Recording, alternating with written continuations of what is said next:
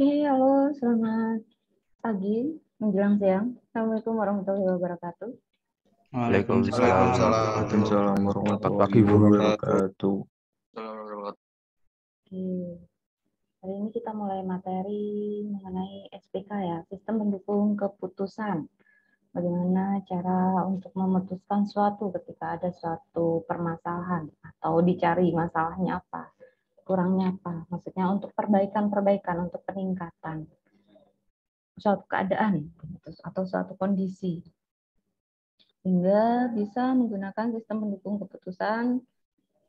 Jadi bisa dicari solusinya apa, dengan permasalahannya apa, bagaimana untuk menyelesaikannya.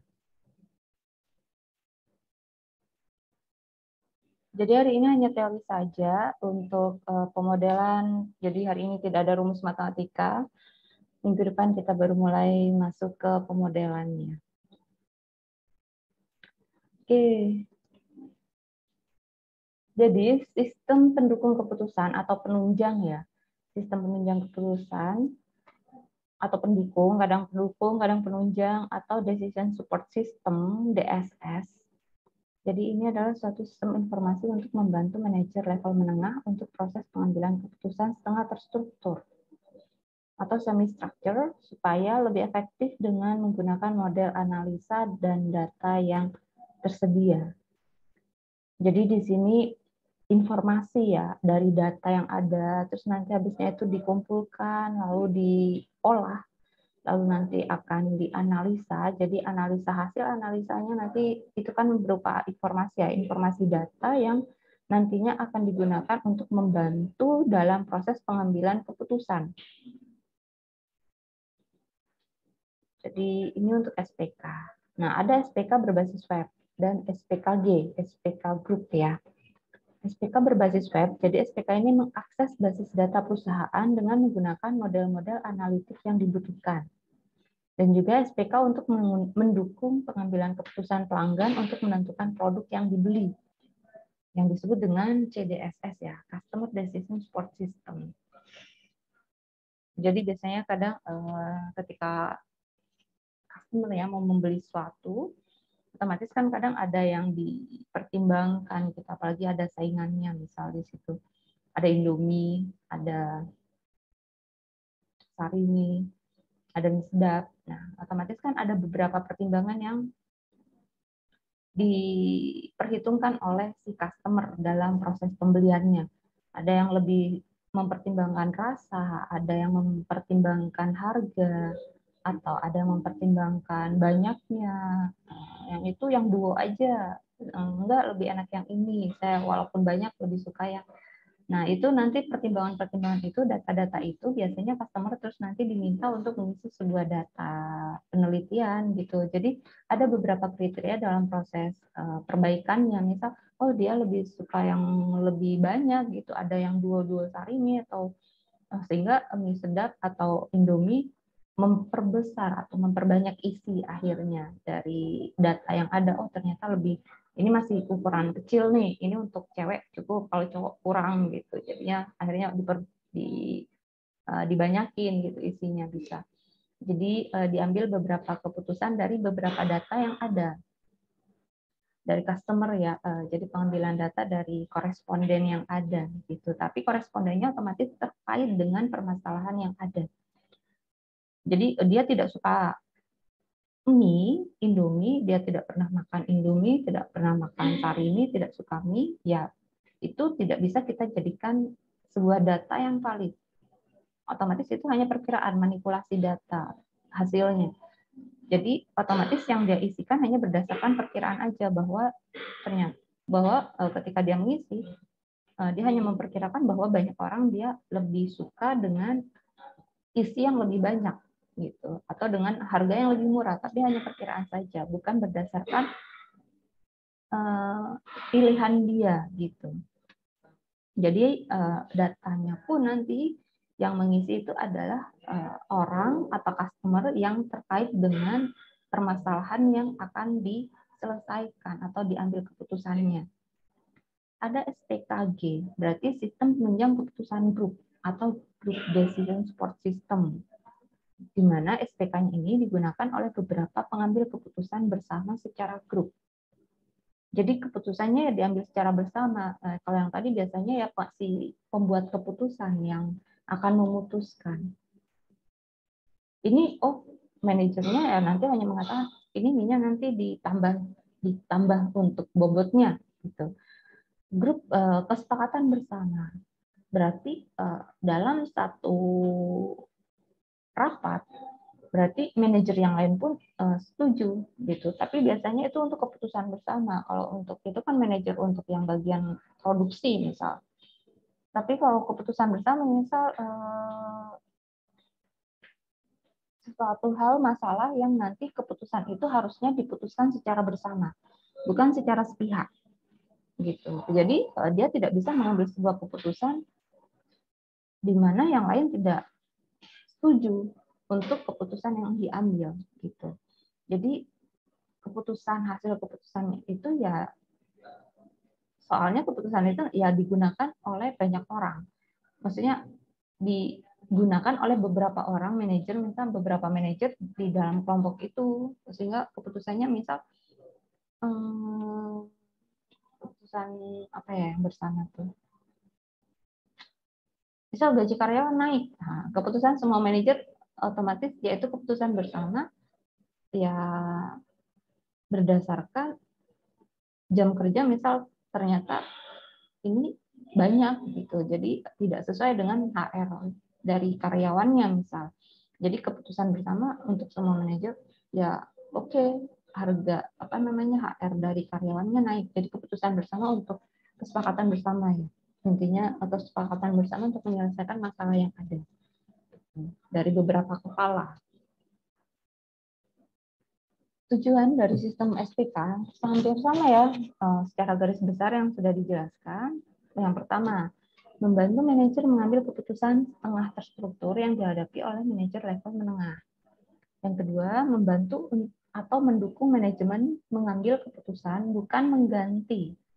Jadi seperti tadi bukan mengganti habisnya itu minyak, ya udah nggak usah diproduksi. Nah, bukan, tapi diperbaiki. Oh ini harus begini, oh yang ini harus begini. Bukan berarti habisnya itu langsung dihentikan produksinya, tapi diadakan sebuah perbaikan atau peningkatan. Apa yang seharusnya dilakukan untuk memperbaiki masalah yang ada. Misal kalah saing lah gitu, pembelian. Oh Indomie kok lebih banyak ya daripada mie sedap, sehingga mie sedap akhirnya mempertimbangkan apa sih yang harus diperbaiki dari produksinya. Misal seperti bukan berarti langsung kita stop produksi aja gitu, bukan. Jadi mengganti ya maksudnya di sini. Yang ketiga, meningkatkan efektivitas pengambilan keputusan manajemen, bukan untuk meningkatkan efisiensinya.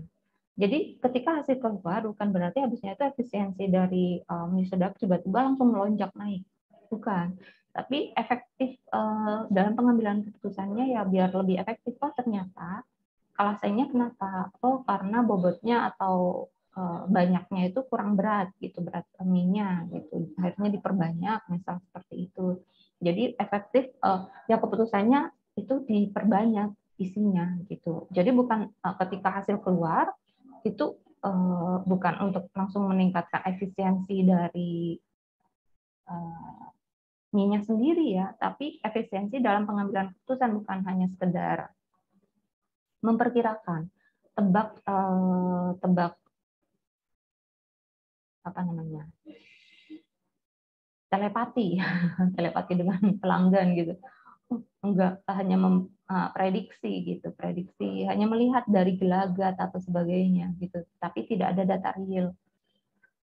Sehingga hanya memperkirakan nanti ya keputusannya seperti ini, masalahnya seperti ini, kayaknya kayak gini deh, nanti ya selesaikan aja seperti ini gitu. Padahal siapa kemarin yang ngambil keputusan, dia salah, ternyata keputusan yang diambil seharusnya bukan minyak tapi rasanya yang diperbaiki. Misal ditambah bawang goreng gitu. Jadi untuk efektivitas ya dalam pengambilan keputusannya biar efektif gitu, tidak asal mengambil keputusan. Dan juga bukan meningkatkan efisiensinya. Nah, di sini jadi untuk semi-meter structure, jadi tingkat struktur permasalahannya. Jadi di situ ada solusi komputer, ada solusi manajer, Dan ada solusi komputer dan manajer, DSS-nya sendiri, semi-structure-nya. Jadi ada solusi dari manajernya bagaimana, misal, oh masalahnya seperti ini, solusinya apa? Oh minnya diperbanyak, oh rasanya beginikan, tapi di situ ada solusi komputer. Komputernya dia menghasilkan data, oh ternyata bobot dari penilaian dari customer itu ternyata untuk masalah berat harus masalah berat misal hasilnya kurang ya, itu bobotnya 80%. Oh berarti ini banyak menginginkan dengan bobot yang lebih besar, lebih banyak isinya, misal masalah rasa. Jadi digabung antara data, solusi dari data yang dihasilkan oleh komputer dengan data dari hasil analisa oleh manajer gitu. Jadi ini fokusnya, jadi fokus pada solusi permasalahan semi-structure-nya. Jadi dari manajernya bagaimana, dari hasil komputernya bagaimana, sehingga diperoleh hasil akhir ini harus bagaimana. Ini tujuannya untuk SPK-nya. Nah, beberapa tipe dari SPK. Ada SPK berbasis model dan ada yang berbasis pada data. Pada model itu SPK lama itu biasanya berbasis pada modelnya saja dengan menggunakan data yang ada secukupnya. Untuk SPK yang sekarang, dia selain berbasis pada model, juga mengandalkan basis pada data yang besar. Misalnya mengandalkan data warehouse. Jadi di sini untuk berbasis model dari Stephen L. Alter, jadi konsepnya mengambil elemen informasi yang ada dulu. Informasi yang ada apa? Oh ternyata penjualannya kalah saing gitu. Analisa satu file, jadi dianalisa dari informasi yang ada itu dianalisa dalam satu file apa saja sih, dianalisa dulu nih. Setelah dianalisa baru membuat sebuah laporan dari file-file yang ada, lalu dibuat sebuah laporan. Dari laporan yang ada, akhirnya diestimasi alternatif keputusan apa saja yang harus diambil. Lalu setelah itu masuk usulan solusi optimalnya. Dari beberapa alternatif keputusan, estimasinya apa saja, lalu nanti diambil solusi, usulannya bagaimana. Oh ternyata begini. Akhirnya ya nanti solusinya kita harus begini. Gitu. Setelah ada usulan, yaitu baru dilakukan sebuah keputusan. Baru dilakukan sebuah keputusan, oh ini harus begini, oh nanti kita begini, masalah seperti ini, kriteria begini, nanti berarti solusinya akan seperti ini, gitu. Nah ini untuk tipe DSS menurut Stephen ya, gitu. Tingkat kerumitannya. Lalu masuk ke pokok bahasan. Sampai sini bisa dipahami ya? Bisa Bu. Bisa Bu. Oke. Masuk ke pokok bahasan sekarang. Ada karakteristik dari SPK, komponen-komponen SPK-nya, kategori dan capability dari SPK. Yang pertama, jadi untuk karakteristik dari SPK-nya, SPK itu jadi dia merupakan masalah semi terstruktur dan tidak terstruktur. Seperti yang tadi ya, semi terstruktur berarti antara komputer dengan manajernya. Tidak struktur juga bisa dari manajernya. Oh masalahnya seperti ini. Gitu. Lalu yang kedua, memberi dukungan untuk para manajer dalam semua level. Entah itu staffnya, entah itu manajernya. Jadi memberi dukungan dari SPK ini yang memberi dukungan bahwa misal dia hanya perspektif pendapat pribadi ya. Ini harus diperbanyak nih ininya gitu. Tapi dia tidak ada data atau apapun gitu. Keputusannya dia hanya berdasarkan apa yang dia mau. Nah, jadi dengan adanya SPK ini dia mendukung yang dia katakan benar gitu. Dari data yang ada seperti ini sehingga harus seperti ini, seperti yang dia putuskan gitu. Yang ketiga, memberi dukungan bagi individu atau kelompok. Otomatis datanya yang memberi dukungan ya terhadap individu, manajer itu sendiri, ataupun kelompok dalam grup itu, dalam grup perusahaannya. Yang keempat, keputusan saling mempengaruhi atau dilakukan berurutan. Jadi maksudnya keputusan ya pasti akan saling mempengaruhi. Kenapa? Ketika satu keputusan diambil, ternyata salah dalam mengambil keputusan, itu akan mempengaruhi yang lainnya juga. Otomatis juga dilakukan berurutan. Maksudnya berurutan. Mana yang mau dilakukan terlebih dahulu? Menaikkan bobotnya ataukah rasanya yang diperbaiki? Jadi diurut, ada urutannya. Oh, kalau yang ini tidak naik penjualannya, masih kurang, berarti rasanya nih yang harus diperbaiki. Bobotnya udah dinaikkan nih, tapi ternyata masih kalah saing nih sama Indomie. Gitu. Ini saya gambarannya yang Indomie aja ya, yang lain juga banyak gitu. Nah, habisnya itu ya udah, karena masih penjualannya kalah saing, kita naikkan lagi nih rasanya. Buatlah rasa baru gitu. Oh, ada rasa soto nih dan sebagainya, ditambah bawang dan sebagainya. Jadi saling mempengaruhi dari antar keputusan yang ada. Setelah itu masih kurang lagi, akhirnya diambil keputusan yang lain lagi gitu. Dan jadi saling mempengaruhi ya antar keputusan yang diambil dari suatu masalah yang ada dari solusinya. Yang kelima, memberi dukungan bagi semua tahap proses pengambilan keputusan. Jadi ya didukung, kenapa ada data yang sudah diolah di situ di mana hasilnya sekian-sekian. Jadi dia mendukung apa yang harus diputuskan tadi. Oh, habisnya ini seperti ini. Kenapa? Karena urutannya paling banyak itu karena bobotnya lebih rendah. Setelah itu urutan yang kedua karena rasanya kurang, lebih enak Indomie misal seperti itu. Jadi memberi dukungan untuk semua tahap proses pengambilan keputusannya. Yang keenam, memberi dukungan bagi berbagai bentuk pengambilan keputusan. Hampir sama ya semuanya, intinya itu hasilnya memberi dukungan dari keputusan yang akan diambil. Yang ketujuh, bersifat adaptif dan fleksibel. Adaptif ya, jadi yang menyesuaikan keadaan juga. Fleksibel lah hasilnya juga fleksibel. Mudah digunakan juga, efektif juga, dapat dikendalikan juga, mudah dikembangkan pemodelan dan analisanya, jadi hasilnya nanti dimodelkan lalu dianalisa. Kemampuan akses datanya, yang ke-14 terakhir, stand alone, terintegrasi dan berbasis web. Jadi dia berdiri sendiri, tapi juga dia terintegrasi dan berbasis website.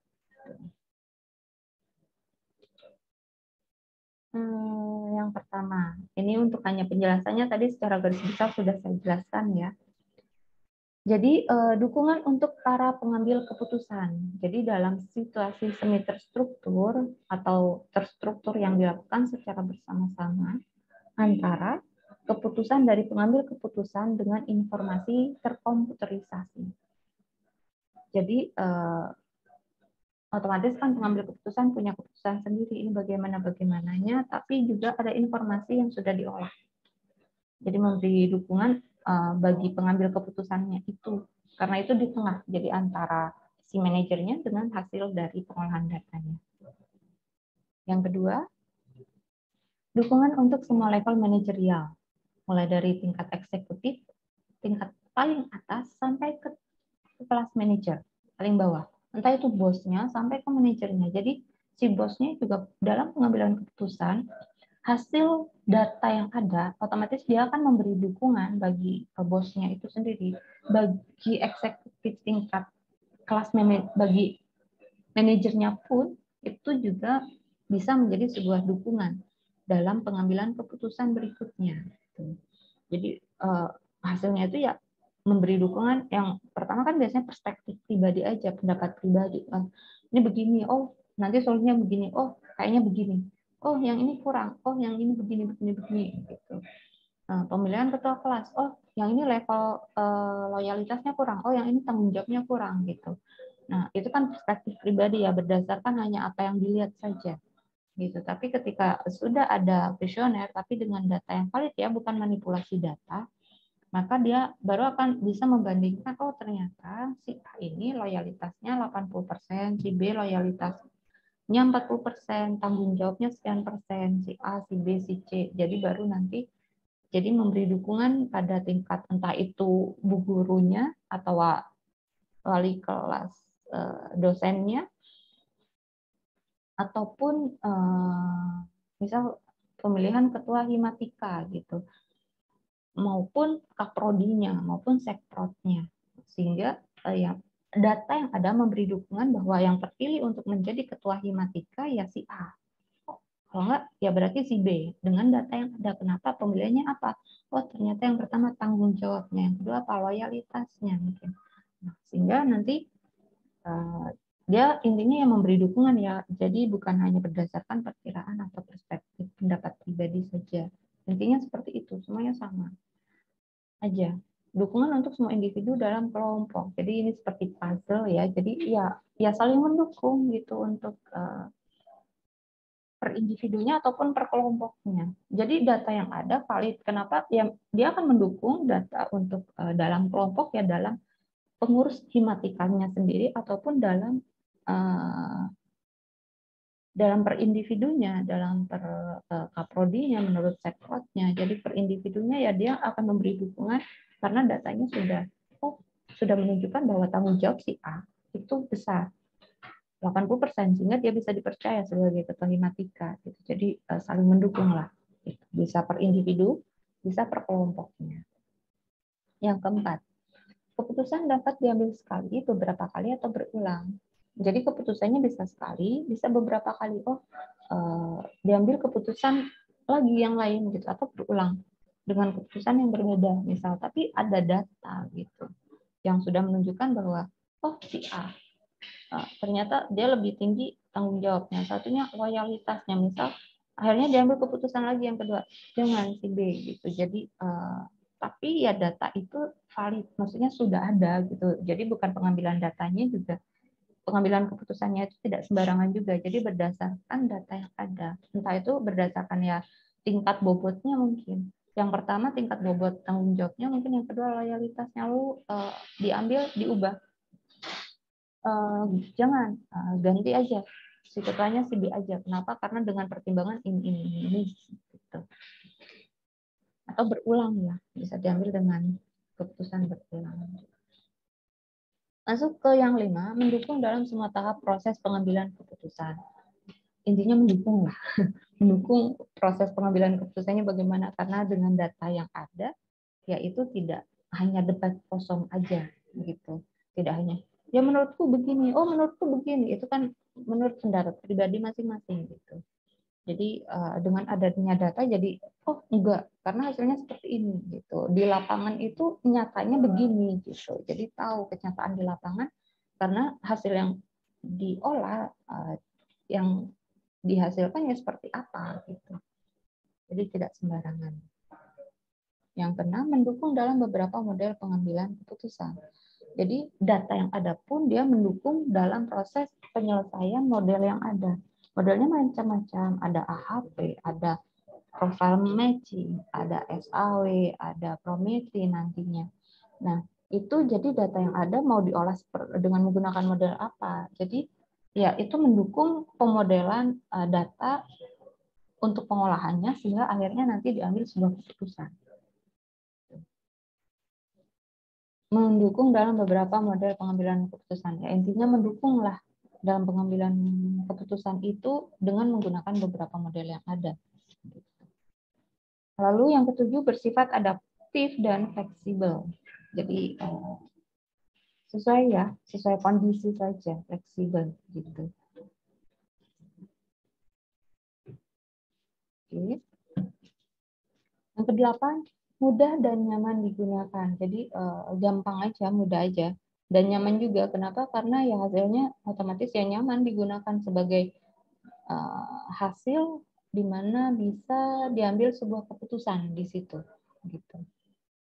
Yang ke-9, meningkatkan efektivitas pengambilan keputusan. Jadi lebih efektif ya, tidak hanya menerka nanti sehingga salah dalam pengambilan keputusan. Jadi lebih efektif aja dalam pengambilan keputusannya dengan adanya atau dengan menggunakan SPK.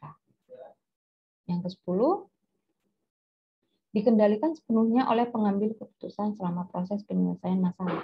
Jadi otomatis ya pengendali dari SPK-nya sendiri, bagaimana itu diproses, bagaimana itu diolah, kriteria apa saja yang akan digunakan untuk pengambilan data, yaitu dikendalikan oleh si pengambil keputusan yang nantinya akan mengambil sebuah keputusan.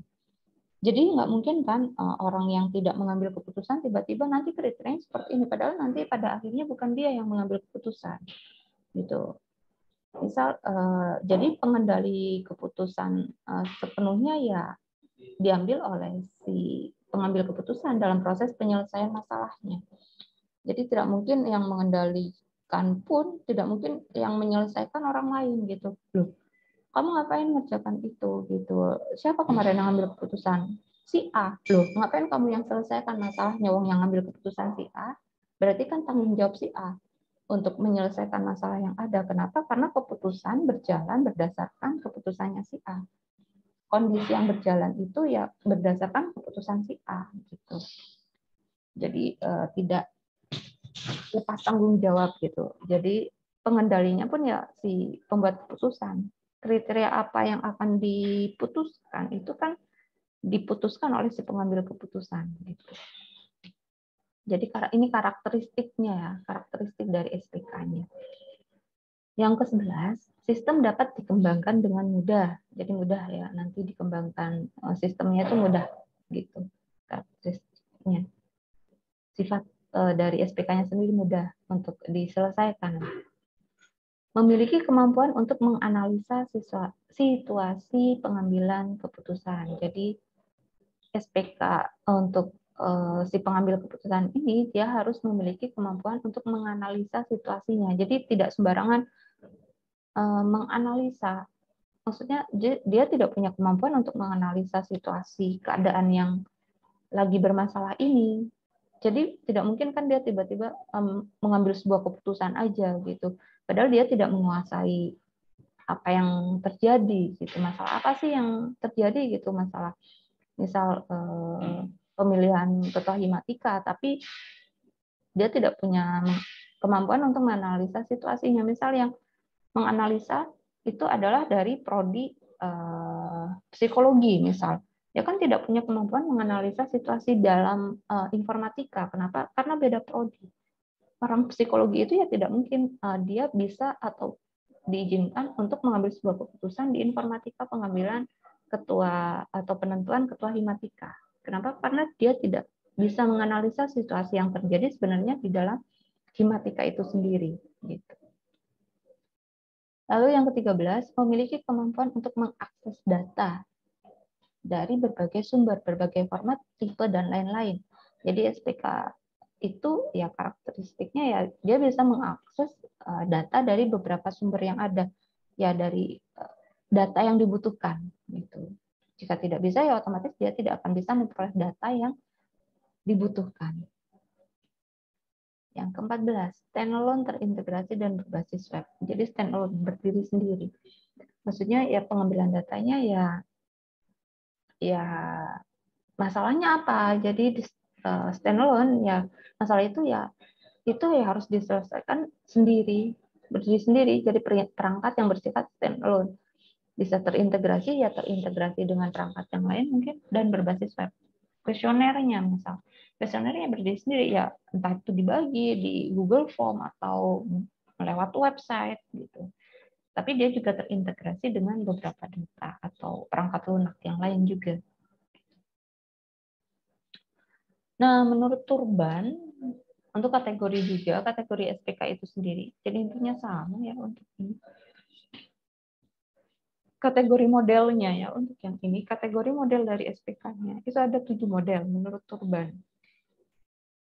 Yang pertama, model optimasi untuk masalah dengan alternatif dalam jumlah yang relatif kecil. Jadi maksudnya masalahnya apa? Ya masalahnya tidak bejubun, tidak banyak ya. Jadi model optimasi, pengoptimalan. Optimal itu bukan berarti maksimum, bisa jadi minimum. Pengoptimalan maksudnya bisa jadi misal di sini gaji karyawan atau HR karyawan, otomatis pengoptimalan tidak harus maksimum. Kalau HR-nya maksimum, dia dikasih maksimum 10 juta. Habis nanti, tidak untung gitu. Jadi otomatis pasti akan dicari minimalnya. Minimalnya ini berarti optimal dalam hal masalah penggajian.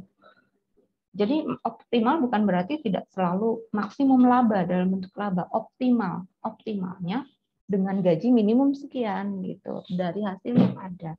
Namanya optimal.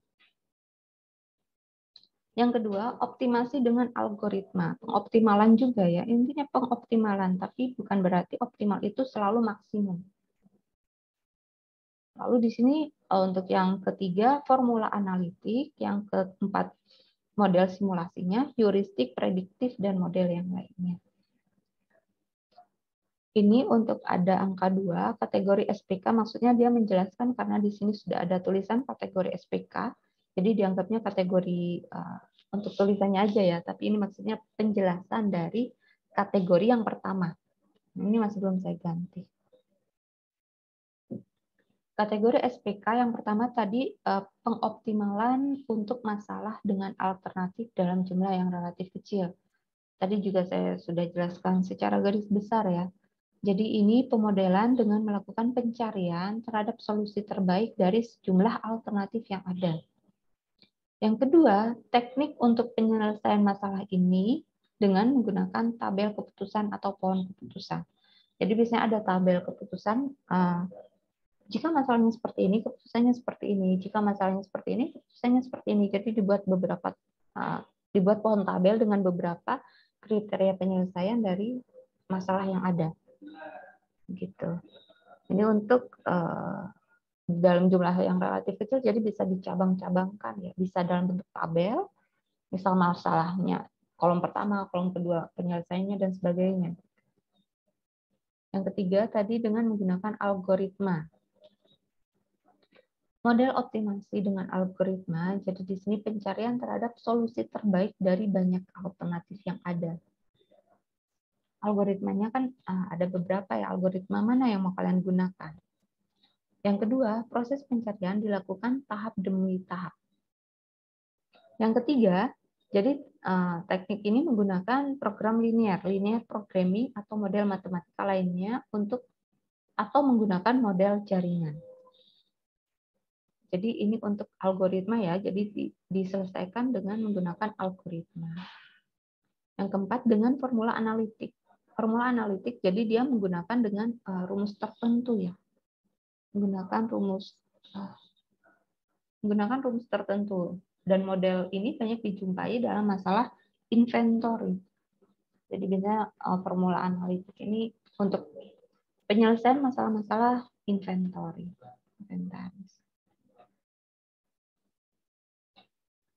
Yang kelima, model simulasi.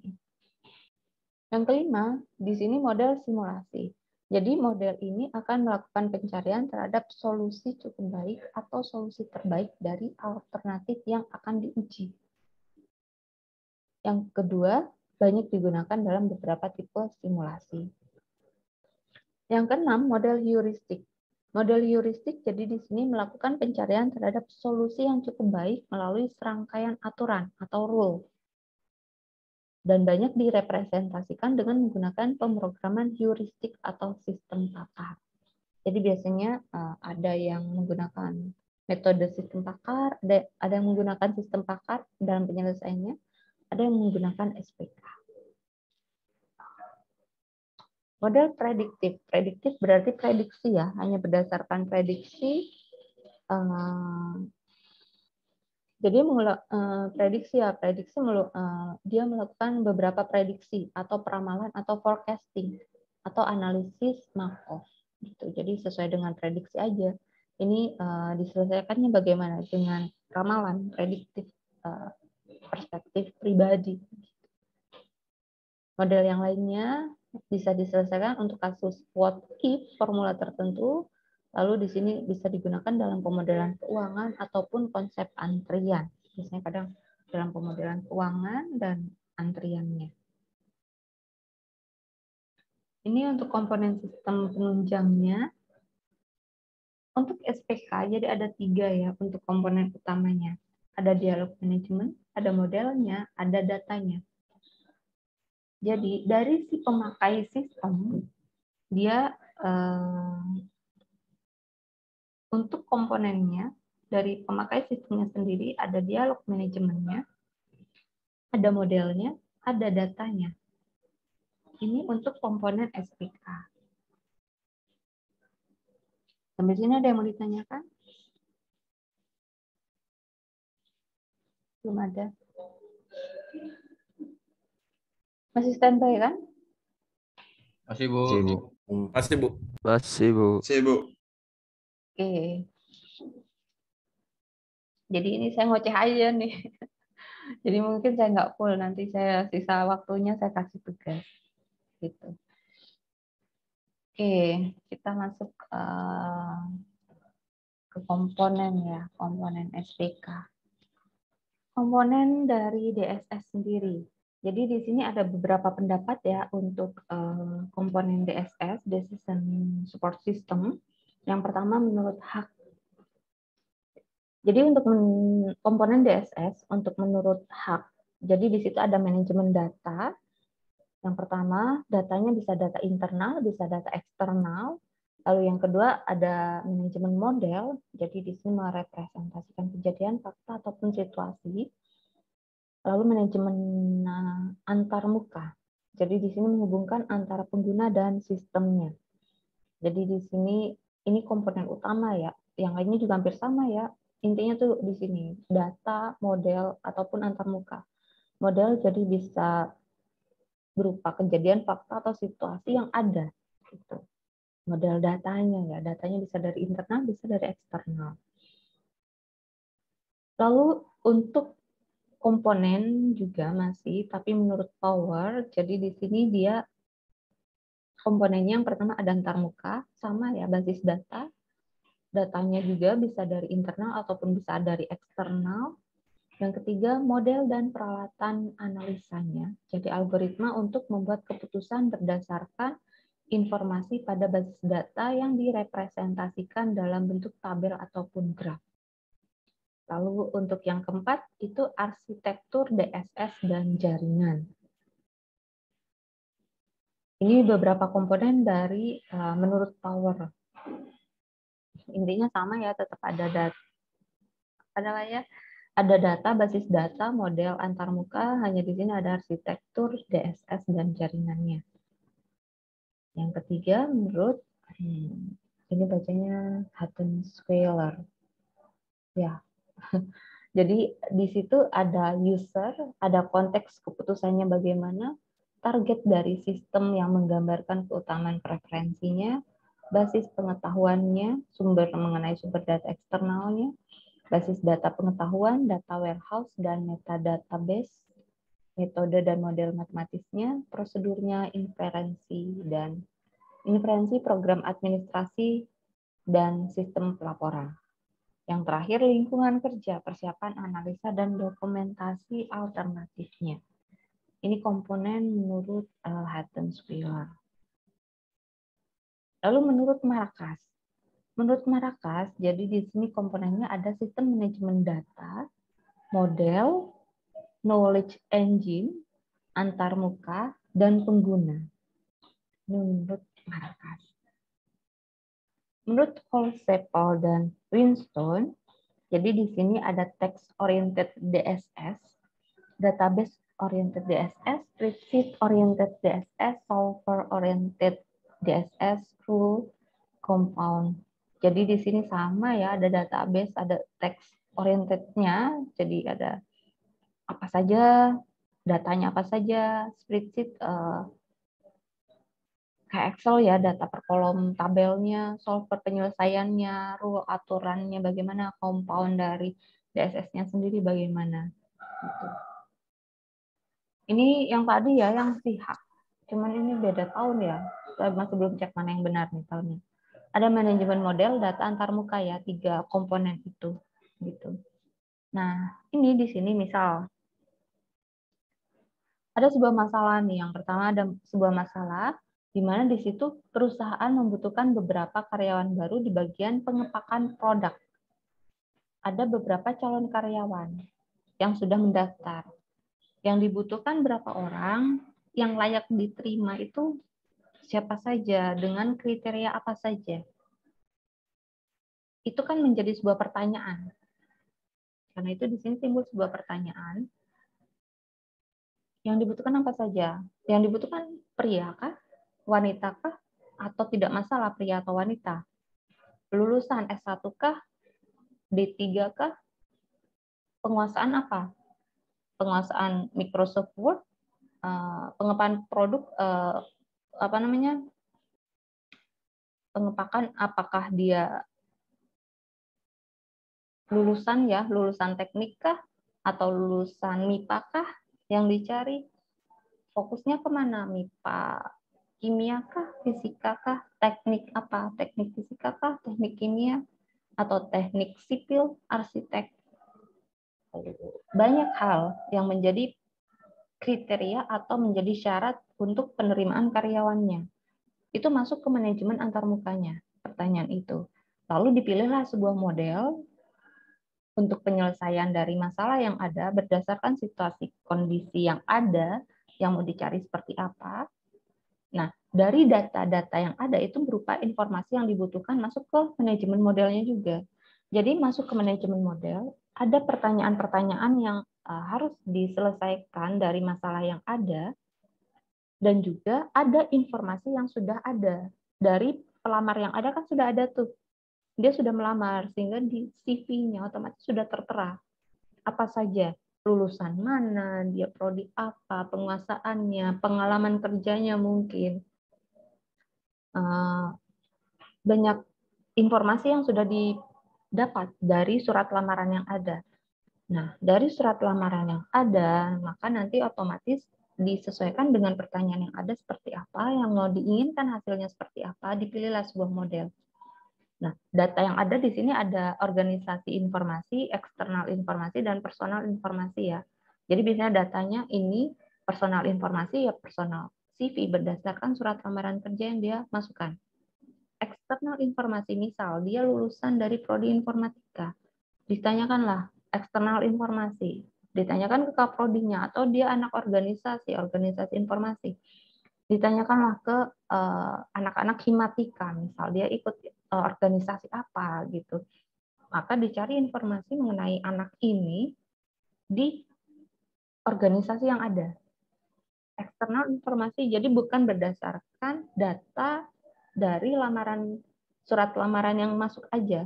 Jadi masih dicari lagi, ini tanggung jawabnya bagaimana, sistem manajemen waktunya bagaimana, untuk loyalitasnya bagaimana, tanggung jawabnya bagaimana. Jadi ada beberapa informasi data yang dibutuhkan dalam pengelolaan datanya.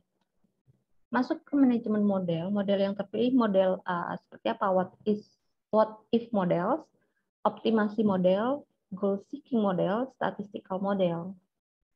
Masuk ke model yang ada, lalu terpilih, diperoleh sebuah jawaban. Otomatis data itu ketika sudah diolah, maka akan diperoleh sebuah jawaban bahwa, oh ternyata yang terbaik itu si A. Dipilih 2 karyawan, si A, si B, misal, dengan hasil pengolahan data seperti ini. Oh, dengan pengalaman kerja, dia punya pengalaman kerja berarti bobotnya misal 80%. Lalu di sini yang dicari lulusan anak teknik, dia masuk gitu. Jadi diperoleh sebuah jawaban, setelah itu barulah solusinya diperoleh. Oh, ternyata kita butuh misal kita butuh 1 aja nih karyawan, tapi ternyata ada 2 karyawan nih yang terbaik yang masuk dari lamaran kerja yang ada. Bisa jadi keputusannya pun solusinya akan berubah. Jadi nanti dua-duanya diterima aja gitu. Nah, padahal di situ cuma 1 ya yang dibutuhkan. Bisa jadi nanti mungkin yang diambil 2 orang jadinya berdasarkan data, hasil data yang ada gitu. Jadi tidak hanya berdasarkan perspektif pribadi, tapi ada pengolahan data yang ada di situ sehingga diperoleh, oh bobotnya sekian, dari tanggung jawabnya sekian, dari pengalaman kerjanya atau dan sebagainya gitu, sehingga diperoleh sebuah hasil atau solusi untuk ini harus berapa orang yang diterima dengan fokusnya itu dengan kriteria apa yang diunggulkan berdasarkan bobot tertingginya itu apa gitu. Nah, ini masih komponen ya, intinya sama komponen tuh, ada data, ada model, ada antarmukanya. Tapi di sini ada model eksternalnya bagaimana, subsistem berbasis pengetahuannya juga bagaimana. Nah, di sini jadi ini untuk model komponennya ada manajer. Manajer sebagai penggunanya, di situ terhubung dengan antarmuka penggunanya, saling terhubung ya antarmuka manajer. Dia akan terhubung dengan antarmukanya pun hasilnya nanti juga akan akan diperoleh. Hasilnya itu pun akan didapatkan oleh manajer penggunanya gitu. Antarmuka itu penghubung antar model eksternalnya dan manajemen datanya ke manajernya. Model eksternal dengan manajemen data yang ada itu terhubung oleh manajemen modelnya. Data sendiri ada eksternal dan ada internal. Di mana antar model eksternal dan manajemen data pun dia terhubung dengan subsistem berbasis pengetahuan yang terhubung juga dengan antarmukanya, antarmuka pengguna. Modelnya sendiri dia terhubung dengan internet, intranet, extranet. Data dia terhubung dengan sistem berbasis komputer yang lainnya. Subsistem berbasis pengetahuan, jadi di sini dia terhubung dengan basis pengetahuan yang terorganisasi. Jadi di sini bisa dilihat ketika tanda panah udah dua arah, berarti dia saling terhubung. Internet dengan sistem berbasis komputer lainnya dia saling terhubung. Sistem berbasis menghubungkan dengan internet, internet pun menghubungkan dengan sistem basis komputernya. Jadi saling terhubung, ini yang saling terhubung aja. Kita masuk ke DMS, Data Management Subsystem. Jadi di sini terdiri dari basis data yang berisi data terkait dengan masalah yang akan diselesaikan. Ya iyalah. Jika tidak ada kaitannya, ya data itu mau ngapain kita olah? Itu data tidak ada fungsinya, mau seperti apa? Mau datanya banyak seperti apapun ya tidak diolah bagaimanapun ya tidak akan bisa menyelesaikan masalah. Karena masalah dengan data yang ada beda. DMS sendiri, jadi untuk elemen pada subsistem manajemen data, di situ ada DSS database-nya, database management sistemnya, DMS-nya itu, data dictionary-nya, ada query facility-nya.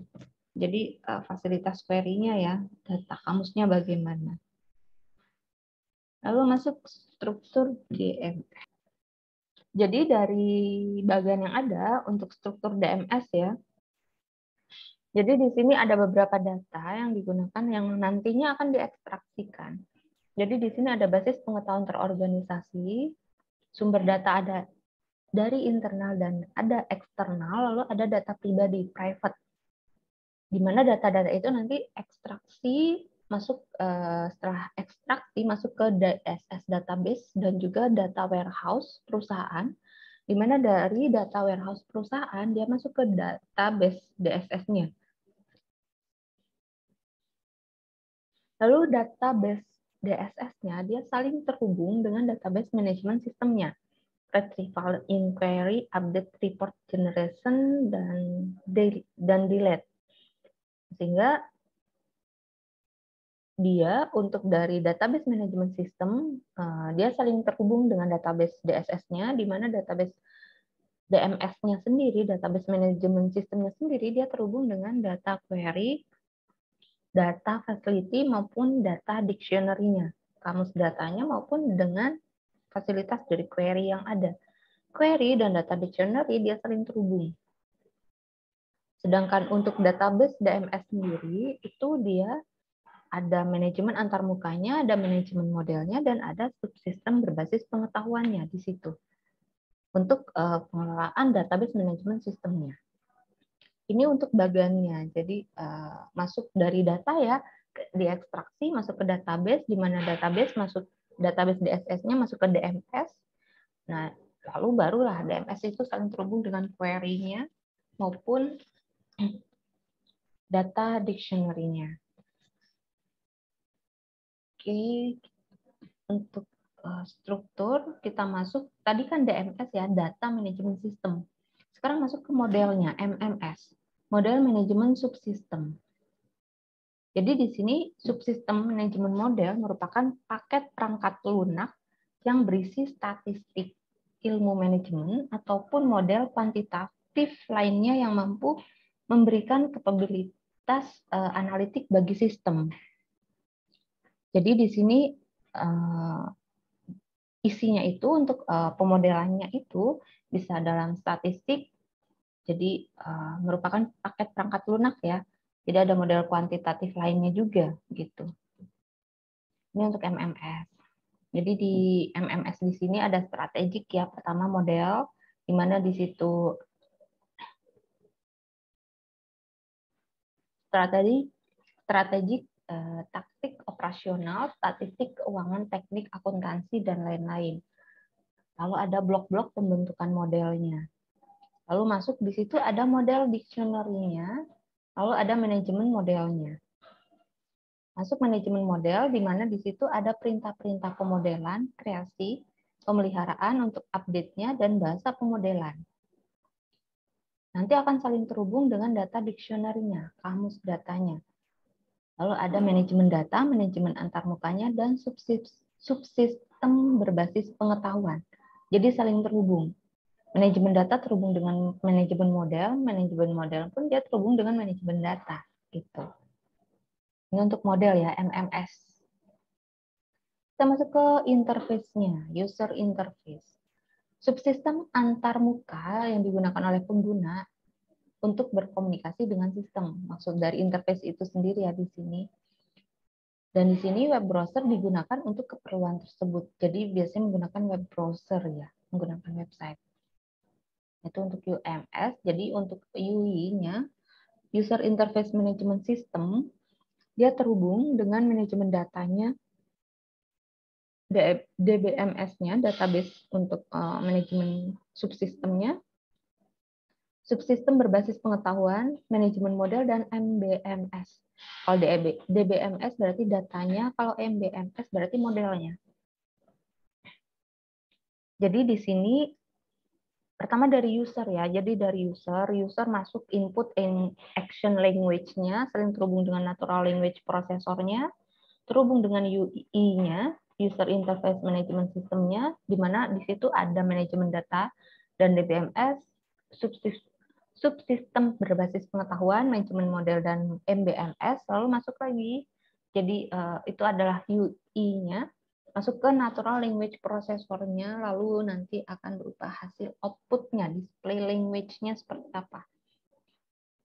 Isi display, jadi nanti bisa berupa printer dan ada plotternya. Untuk output, hasil output-nya nanti baru diterima oleh si user. Sampai sini bisa dipahami ya? Ini masih standby kan ya di depan Zoom? Masih Bu, masih. Masih dong Alhamdulillah, Bu. Bu. Aman Bu, aman. Nggak Aman, Bu. ketiduran kan ya? Jelas, Bu. Enggak, Bu. Aman, Bu.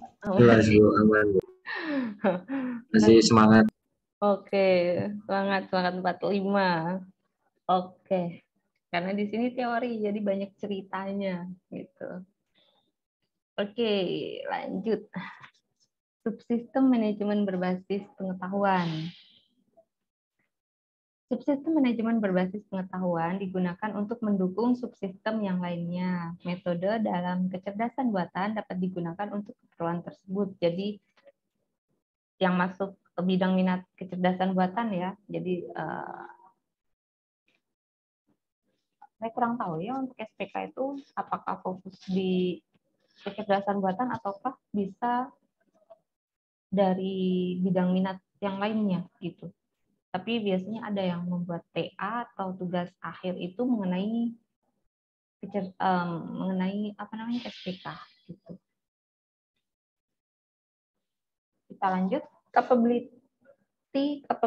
kapabilitas DSS.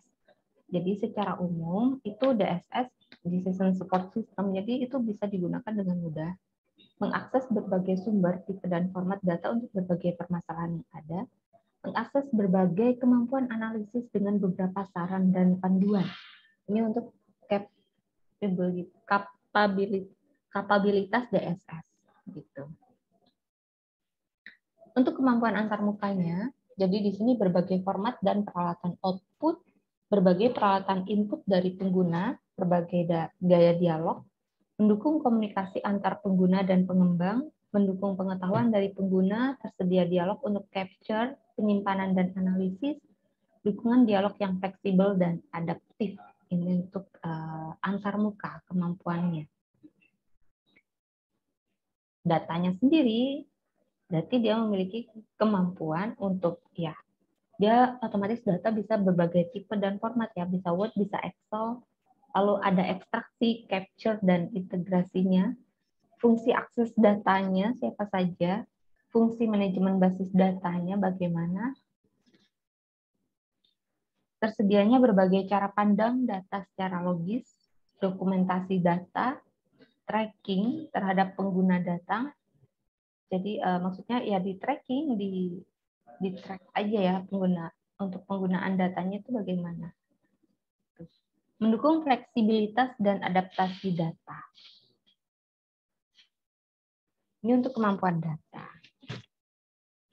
Kalau modelnya sendiri, kalau tadi kan khusus ke kemampuan data, kalau masuk ke kemampuan model, jadi di sini kepustakaan model terkait aturan basis model, fasilitas pembangun model, manipulasi model, fungsi manajemen basis model, dokumentasi model, tracking penggunaan model, dukungan terhadap fleksibilitas dan adaptasi model. Jadi ada sendiri ya untuk kemampuan analisa, kemampuan datanya maupun kemampuan modelnya. Oke, jadi hari ini hanya ini saja. Kita masuk ke tugas. Jadi hari ini ada tugas, waktunya masih sisa 1 jam ya. Jadi kalian bisa mengerjakan tugas yang ada di sisa waktunya. Waktu untuk tugasnya saya kasih waktu 1 minggu, tapi bagi yang mau mengerjakan sekarang juga boleh gitu. Jadi di sini tugasnya itu kalian mencari masalah. Tidak ada masalah, kalian yang cari masalah. Cari sebuah masalah di mana nanti untuk diselesaikan ya masalahnya. Masalahnya diselesaikan, jadi di sini kira-kira masalah apa yang mau kalian selesaikan dengan menggunakan metode sistem pendukung keputusan. Cuman di sini kita kan memang masih belum masuk ke model ya, sehingga saya tidak meminta untuk penyelesaian dalam bentuk pemodelannya, tapi di sini hanya saya minta kalian mencari masalahnya dan kriteria dalam penyelesaian masalahnya. Misal di sini jadi ada masalah, misal sistem pendukung keputusan pemilihan BTN, rumah ya, rumah Bank Tabungan Negara ya. Nah, jadi di sini biasanya kriteria yang dicari itu ada harga, lokasi, fasilitas umum. Nah, di sini tidak langsung hanya 1, 2, 3, tapi kenapa kalian memilih kriteria itu sebagai masalah dalam pembangunan rumahnya? Misal kalian adalah orang atau manajer yang membangun rumah itu gitu. Jadi kalian harus mencari konsumen untuk yang bisa membeli rumah yang kalian bangun gitu. Nah, pertimbangannya itu yang pertama ada harga, pasti konsumen akan mempertimbangkan harganya. Jadi biasanya yang dicarikan yang sesuai dengan dana yang dia punya. Lokasinya dekat pasar tidak, dekat rumah sakit tidak, dekat tempat kantor atau tidak, sekolahan, banyak yang lainnya. Jadi otomatis itu juga jadi pertimbangan dalam pembangunan rumahnya. Fasilitas umumnya, misal kolam renang, hotspot, line telepon, ruko, area permainan. Jadi otomatis itu akan menjadi sebuah pertimbangan juga dalam membangun rumah. Apakah ini akan ada kolam renangnya? Apakah ada hotspotnya pembangun rumah dalam di situ, di dalam rumahnya, maksudnya di dalam perumahannya, apakah akan ada ruko ataukah akan ada area permainan untuk anak-anaknya, untuk anak warga dari perumahan itu ya maksudnya di sini. Perizinannya bagaimana? Yang mau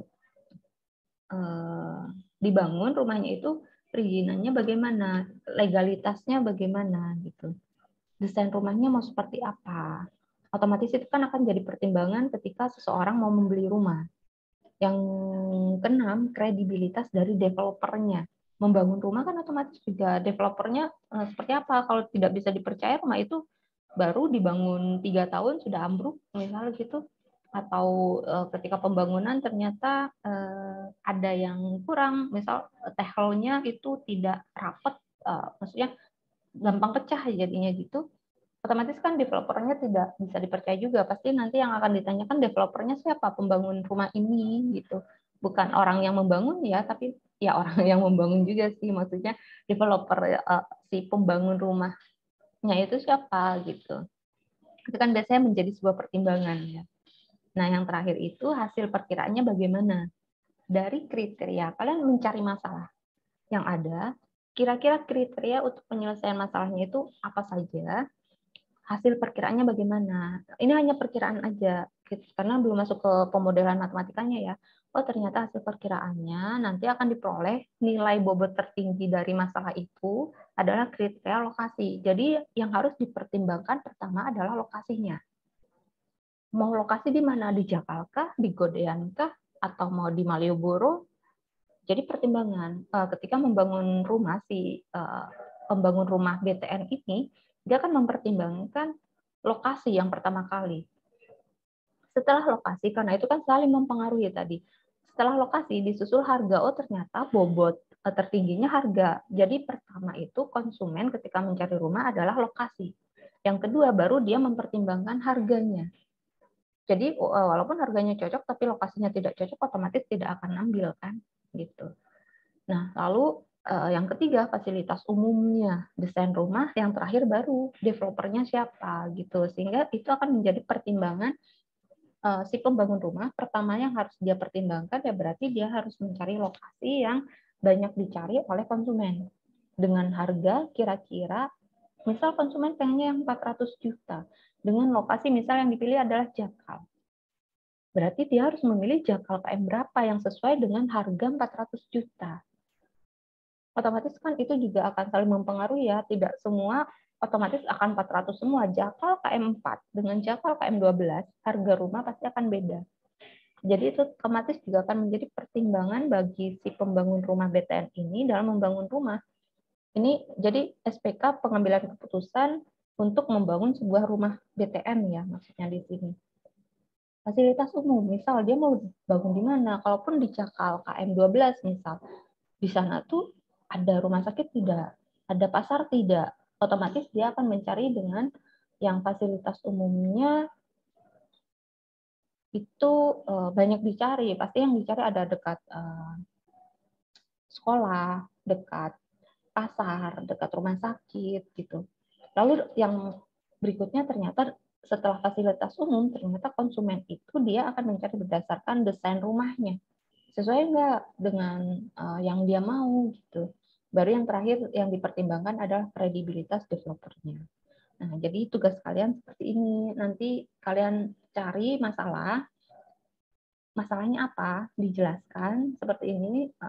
Masalahnya apa? Oh, untuk pemilihan BTN. Kenapa? Karena di sini untuk kemarin tahun 2004 ya, ini kasus 2004 kan ada krisis moneter. Nah, otomatis yang dicari itu rumah ya yang sesuai dengan dana yang dipunya gitu, tidak dana maunya lokasinya dekat Malioboro tapi dengan harga 400 juta misal yang nggak ada gitu. Misal seperti itu ya. Ternyata harga di sana kalaupun dijual ya berarti harganya harus di atas 600 juta misal seperti itu. Jadi kalian cari masalahnya apa? Dari permasalahan yang ada, jadi pembangunan rumah bukan berarti seperti tadi ya. Hasil akhirnya ternyata yang dicari yang pertama lokasi, lalu harga, dan sebagainya. Tergantung. Ini rumah apa yang mau dibangun? Rumah BTN atau rumah perumahan elit? Beda lagi perumahan elit dalam pemilihan keputusannya. Kriteria apa saja yang akan dipilih? Otomatis perumahan elit bisa jadi yang pertama dicari adalah desain rumahnya. Kenapa? Karena prioritas perumahan elit, konsumen, dia otomatis sudah punya uang. Yang dia cari pasti kenyamanannya. Entah itu bisa lokasinya, bisa desain rumahnya. Itu akan menjadi SPK hasil akhirnya. Jadi disesuaikan juga hasil akhirnya perkiraannya itu bobot tertingginya apa. Walaupun di sini hanya berdasarkan prediksi ya. Bukan, kita masih belum mengelola datanya, masih dalam bentuk prediksi. Prediksi saja gitu. Hasil akhirnya yang tertinggi apa, tapi disesuaikan kira-kira masalahnya apa sehingga prediksinya itu tidak sembarangan juga gitu. Karena ketika seseorang mau mengambil sebuah keputusan, dia kan karena itu tadi dia harus bisa menganalisa masalah yang ada, menganalisa data. Kalau dia tidak bisa menganalisa data, keputusan yang diambil pun bisa jadi tidak sesuai dengan yang seharusnya. Ketika dia punya kemampuan untuk menganalisa data, berarti masalahnya seperti ini, yang dicari seperti ini, solusinya seperti ini. Jadi dia punya perkiraan itu barulah didukung oleh data yang ada. Gitu. Jadi bukan perumahan elit, terus nanti perkiraan dia, nanti dana. Otomatis datanya tidak akan sesuai. Data hasil dari perhitungan dari SPK-nya tidak akan sesuai. Kenapa? Perumahan elit mereka akan sudah punya uang. Walaupun mungkin itu akan jadi pertimbangan, tapi pertimbangannya pada poin keberapa. Bisa jadi itu hanya akan menjadi pertimbangan di poin kelima. Bukan berarti tidak jadi pertimbangan ya. Dia akan tetap jadi pertimbangan, tapi berdasarkan urutan pertimbangan yang keberapa. Yang dipertimbangkan apa. Yang pertama, yang kedua, yang ketiga. Jadi solusi ketika dia bisa memperkirakan, dia pun bisa mencari solusinya nanti ini harus diselesaikan bagaimana, yang harus dipertimbangkan apa, diselesaikannya bagaimana. Jadi tidak hanya asal aja. SPK data itu untuk mendukung keputusan yang akan nanti diambil oleh si pembuat keputusan ini. Gitu. Jadi kalau keputusannya apa, ternyata datanya apa, melencengnya jauh. Kalau hanya mendekati sedikit-sedikit lah, masih bisa ya, oh berarti saya salah dalam mengambil keputusan. Ternyata pertimbangannya itu lokasi yang pertama. Dia bilang desainnya aja yang kita pertimbangkan pertama kali. Desainnya harus seperti ini, seperti ini. Ternyata dalam pengolahan datanya, ternyata lokasi yang jadi pertimbangan pertama, bobot tertingginya. Otomatis kuesionernya pun yang ngisi itu orang yang memang mau mencari perumahan elit. Dan disesuaikan datanya otomatis juga data dari orang-orang yang memang ada kaitannya dengan masalah yang akan diselesaikan gitu. Jadi bukan sembarangan juga datanya akan disebar dengan data semua orang, tidak juga. Tapi disesuaikan dengan pencarian solusi apa yang mau diselesaikan, otomatis pun data yang harus digunakan ya data yang ada kaitannya dengan masalah yang mau diselesaikan. Jadi kalian bisa memperkirakan sendiri. Masalahnya kalian buat sendiri, cari masalah apa gitu, terserah kalian masalahnya apa, lalu diselesaikan kriterianya apa saja, jangan hanya sekedar kriterianya A, B, C, D, E. Nah, kalian memutuskan kriteria itu, kalian juga tuliskan di sini kenapa kalian mencantumkan harga, karena ternyata harga itu akan menyesuaikan dengan dana yang ada di kantong gitu. Lokasi, kenapa lokasi jadi kriteria? Karena lokasi yang dicari itu yang dekat pasar, rumah sakit, tempat kantor. Jadi disebutkan juga ini alasannya kenapa kalian memilih kriteria yang mau kalian ambil datanya gitu. Lalu yang terakhir tadi ya, solusinya bagaimana? Perkiraan kalian bagaimana ini nanti ketika diolah menjadi sebuah data, kira-kira bobot tertingginya apa berdasarkan prediksi kalian saja gitu. Ini nanti bisa kalian ketik, kalau diketik saya mintanya dalam bentuk Word. Jadi bisa saya cek gitu, tuliskan nama, NPM dan tanda tangan. Jadi tidak hanya asal forward, Word, apalagi diketik ya. Kalau tulis tangan masih mending ya kalian nulis gitu. Kalau Word boleh, jadi tapi tidak boleh sama dengan temennya. Kata-kata, titik komanya sama dan yang atau untuk itu benar-benar copy paste dan kirim ulang. Kalau udah kirim ulang kayak gitu nanti nilainya saya bagi aja. Mau kalau sampai 3 orang sama ya saya bagi 3. Apalagi yang copy paste dari Google pasti sama semua. Kalau tidak dia edit hasil walaupun mungkin dapatnya dari Google ya. Langsung dia copy paste aja nih. Otomatis ada temannya nyari juga, kebetulan juga dia tertarik dengan topik yang sama, tidak sama-sama diedit, pasti akan sama isinya. Kenapa? Ya karena dia hanya copy paste aja berdasarkan yang ada di Google gitu. Kalau udah seperti itu nilainya beda dengan yang pemikiran sendiri. Berarti yang tidak edit dia masih belum tahu ini mau apa, asal oh ini nih yang dicari dari tugasnya copy paste aja gitu. Beda nanti nilainya. Jadi bisa kalian tulis tangan boleh. Kalau tulis tangan nanti dalam bentuk PDF. Enggak. Kalau tulis tangan saya minta JPEG aja. Jadi kalian tulis tangan. Kalau mau diketik saya minta dalam bentuk Word. Jadi tetap dituliskan nama, NPM, dan tanda tangan. Jadi kalaupun tulis tangan kalian tulis dulu tuh nama, NPM, dan tanda tangan kalian baru kalian foto. Kalau dalam tulis tangan saya bentuk JPEG aja, nggak apa-apa. Jadi kalau JPEG kan kepecah, nanti bisa dilihat gitu. Tapi kalau diketik saya minta Word aja, tidak PDF. Jadi bisa tahu ini asal copy paste aja atau diedit aja atau bagaimana gitu. Nanti dikumpulkan lewat e-learning. Sampai sini ada yang mau ditanyakan? Cukup? Permisi Bu, mau tanya. Ya. Ini nanti berarti kita jawabannya menyesuaikan yang seperti ini. Ada 3 poin ini ya Bu. Iya, menyesuaikan. Jadi nanti kalian tinggal ganti aja. Oke, nanya itu aja Bu. Makasih Bu. Ya, sama-sama Wimo. Jadi nanti menyesuaikan, kalian tinggal ganti aja masalahnya apa, penyelesaiannya apa, kriterianya apa, terus nanti penyelesaian solusinya bagaimana, tinggal diganti isinya aja. Masalahnya diganti, masalahnya tidak sama. Masalah apa, banyak lah masalah, kalian kan suka cari masalah pilih aja satu apa gitu. Kalian mau cari cewek misal, oh cari cewek kriterianya apa, rambutnya panjang, cantik dan sebagainya, itu bisa jadi itu sebuah masalah itu, nanti bobotnya apa gitu. Jadi berarti nanti yang dipilih itu apa gitu, berdasarkan mungkin berarti surveinya berarti ya cowok gitu, itu bisa, yang cewek juga bisa. Masalah banyak, masalah apa, mau cari kosan juga bisa, apa kosan yang deket kampus, harganya per bulan atau fasilitasnya, banyak masalah kalian cari. Nggak mungkin kan tiap orang punya pemikiran yang sama, mungkin sama tapi otomatis ada beberapa kriteria yang diperhatikan, otomatis kan beda, kecuali dia punya telepati yang kuat sekali gitu. Kok kamu sama persis, tulisannya, kata-katanya kan nggak mungkin sama, dan yang untuk titik koma kan tidak mungkin sama gitu. Masalahnya mungkin bisa sama, kriterianya otomatis ya punya kriteria masing-masing.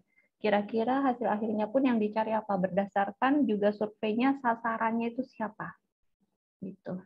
Jadi usahakan jangan sama persis. Kalau udah sama persis ya udah gitu, ya nilainya mungkin ya kalah dengan yang punya opini sendiri gitu. Waktunya 1 minggu, ini masih ada sisa waktu 1 jam, bisa kalian kerjakan, mau dikumpulkan sekarang juga nggak apa-apa. Paling lambat ya hari Rabu, dikumpulnya paling lambat hari Rabu jam 12 malam di e-learning. Setelah ini saya upload untuk tugas maupun materi PPT-nya tadi. Minggu depan kita baru masuk ke metodenya, metode penyelesaian untuk SPK, Promiti kayaknya, model pemodelan Promiti untuk minggu depan.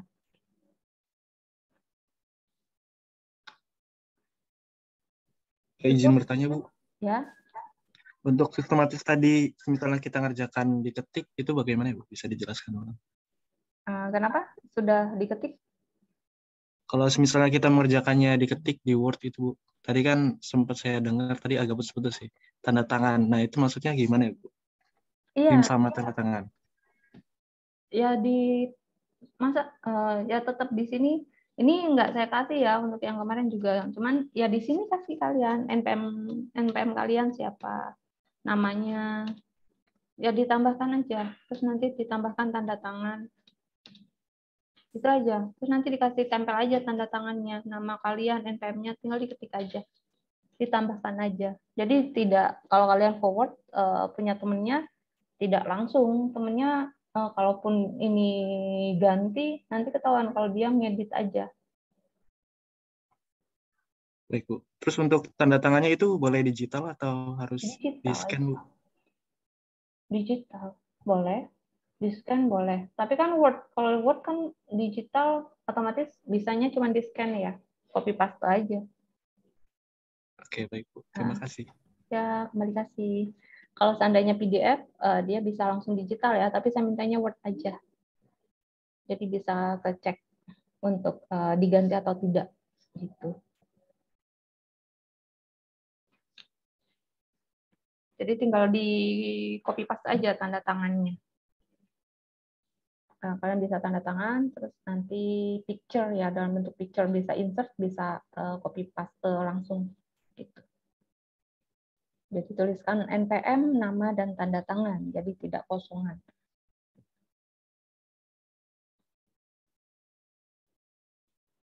Ada lagi?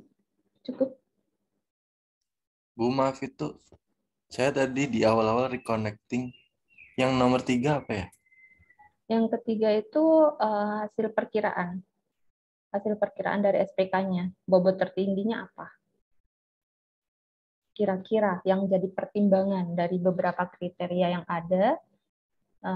Kan kalian kriteria ada beberapa tuh, bukan ini kebetulan cuman diurutkan ya. Fasilitas ini nggak diurutkan. Ini yang pertama misal kriteria harga, lokasi, fasilitas, tapi ketika perhitungan SPK ternyata yang tertinggi itu adalah kriteria lokasinya, baru harganya fasilitas umum. Jadi perkiraan aja kira-kira disesuaikan dengan masalahnya. Masalah dari yang mau diselesaikan. Yang ini kan perumahan BTN ya. Jadi otomatis yang misal di sini ternyata yang dicari itu pertama lokasinya gitu. Jadi disesuaikan dengan masalahnya aja. Perkiraan aja, prediksi, perspektif pribadi. Untuk kriterianya itu terserah kita ya, Bu. Mau Ya. berapa poin? Kriterianya terserah kalian. Kalian yang memperkirakan sendiri tergantung ya disesuaikan dengan masalahnya. Baik, Bu. Terima kasih. Ya, terima kasih. Cukup? Ada lagi? Oke. Oh ya Bu, ada satu lagi Bu. kelas, ya. Untuk format penamaannya gimana ya Bu? Maksudnya format untuk filenya. Iya, Tinggal format NPM filenya. aja. Sama aja. Mau kalian NPM aja sih amannya, NPM sama nama gitu aja. Atau NPM apa ini? Tugas 1. Nama NPM kalian terus tugas 1 gitu aja. Jadi nanti ketika tugas yang lainnya tinggal NPM tugas 2, tugas 3 dan seterusnya. Oke, terima kasih Bu. Ya, sama-sama. Jadi kalau e-learning, jadi untuk penamaannya bisa beda ya, cuman NPM aja, NPM underscore tugas 1 gitu aja. Oke, cukup untuk hari ini. Ada lagi? Sisa waktu bisa kalian gunakan untuk mengerjakan, atau bisa kalian kerjakan nanti waktunya 1 minggu. Gitu. Bu, mau tanya Bu, Ya, recordnya ini di-share nggak Bu? recordnya nanti saya share di YouTube. Nanti saya infokan untuk link YouTube-nya. Baik Bu, terima kasih Bu. Ya, sama-sama. Mungkin baru nanti sore ya. Nanti saya infokan lewat WA group. Ada lagi? Oke, jika masih ada yang mau ditanyakan bisa nanti lewat WA group. Jadi ini saja untuk hari ini.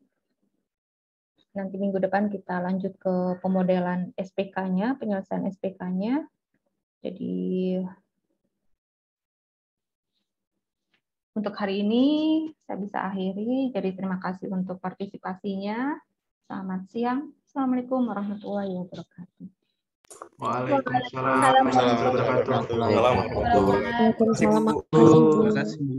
Makasih Bu. Sama. Oh,